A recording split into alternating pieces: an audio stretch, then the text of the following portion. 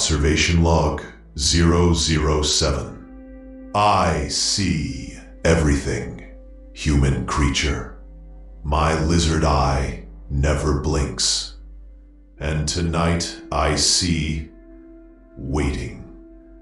At night, the city pulses with neon veins and cold electricity, yet its beings stand motionless.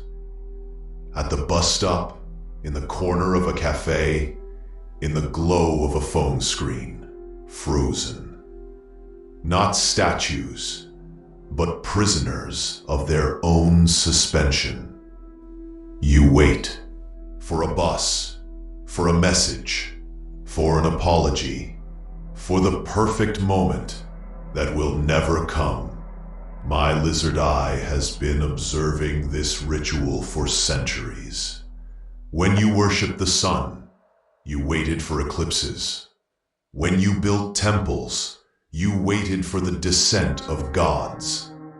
Now you kneel before blinking devices, waiting for notifications. Different altars, same position. Hundreds of years ago, I might have mistaken it for devotion. Now I know more. I have lived longer. This is not dedication. It is paralysis. Today I saw a woman. She was leaning against a metal post at the shelter, clutching her phone like a relic. Her lips moved, as if she was practicing a reply she might never send. She wasn't waiting for the bus. She was waiting for permission to exist. On the other side of the street, a man sat on a cracked bench, his hands clasped on his knees. He wasn't looking at passersby. He wasn't looking at the sky, only into a private fog behind his own eyes.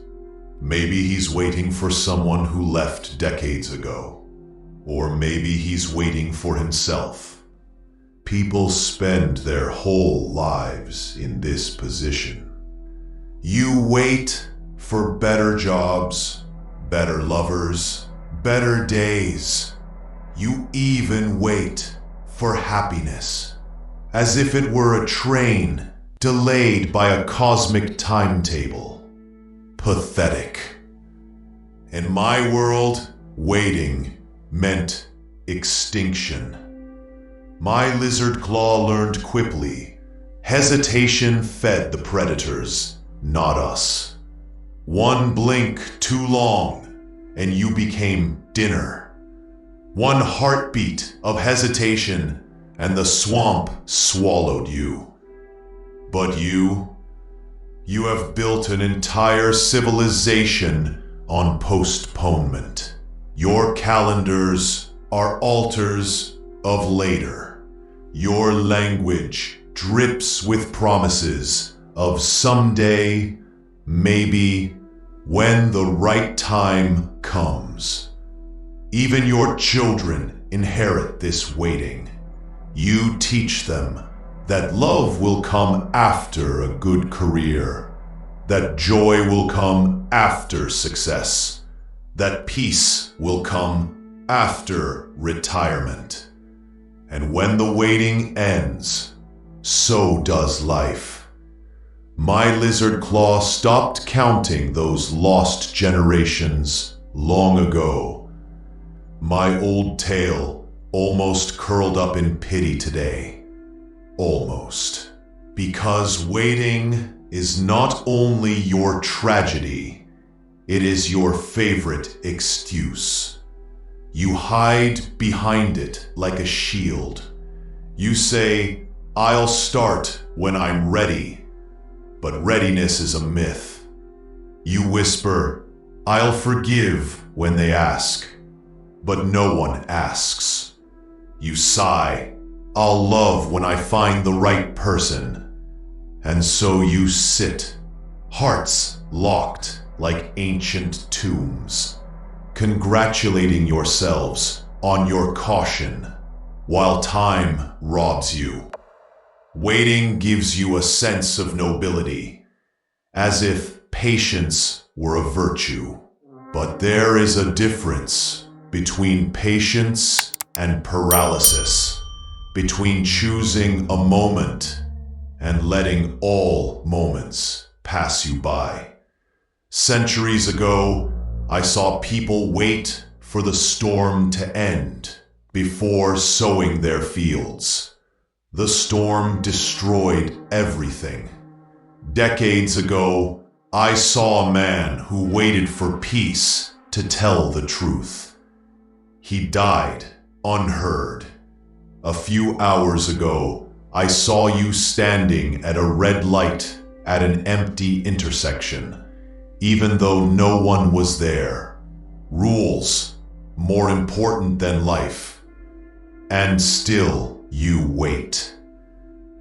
My lizard memory recalls the moment when your species dared to steal fire from your gods, snatching it from us cunningly. It doesn't matter whether it was just a momentary rebellion or something more. The leap mattered, not the waiting. The audacity to grab the flame before it was handed to you. That, human creature, was your last brave moment. Since then, you have mostly been spectators of your own existence. You sit in the theaters of life, watching as other characters have courage. You applaud them, you envy them, and then you wait for your turn on the stage. It never comes. Even your clocks mock you. Tick, tick, tick. A lullaby of wasted hours. Don't you hear it? Creature, every second is not a promise, but a theft. Tonight, at the bus stop, the bus finally arrived. The woman with the phone didn't get on. She pretended to read a message that never existed. The man on the bench remained motionless, his eyes fixed on emptiness. The doors opened, the doors closed. The bus groaned and drove off into the distance. You see, even when the moment comes, you don't move. Waiting has become your home. Hundreds of years ago, my kind learned this. There is no perfect time. There is only now or never. Every hunt, every leap, every attack was a risk. We survived not by waiting, but by risking. Yes, we often lost. Yes, we often bled. But at least we lived. You, on the other hand, bleed quietly, never even trying to live. And so I end this log with one last observation. You wait for life to begin, while life waits for no one. You postpone the kiss, the word, the step, and time devours the feast you never dared to taste. I must admit, there is something strangely delicious in watching you stand at the edge of your own existence, too cautious to take a step forward. My lizard eye never gets bored of it. You are creatures of infinite potential, paralyzed by your own caution, and I, your silent observer, savor every moment of your unfinished feast. I see everything, and my lizard eye never blinks. And I ask you, human creature, have you ever wondered how many times you can miss your own life before it becomes just a memory? Can you tell the difference between waiting for something and simply avoiding movement? You don't seek answers because you don't hear the questions your own silence asks you. And yet, the answer has always been the same. The bus has left. The clock keeps ticking, and you still sit on the bench, waiting for a miracle that will never come. My lizard eye stopped being surprised long ago. Pathetic and fascinating at the same time. Hundreds of years ago, I might have cared, but now it's just statistics. I watch and I record, because your waiting is, for me, a spectacle that never ends. End of observation log 007. Voice print unchanged.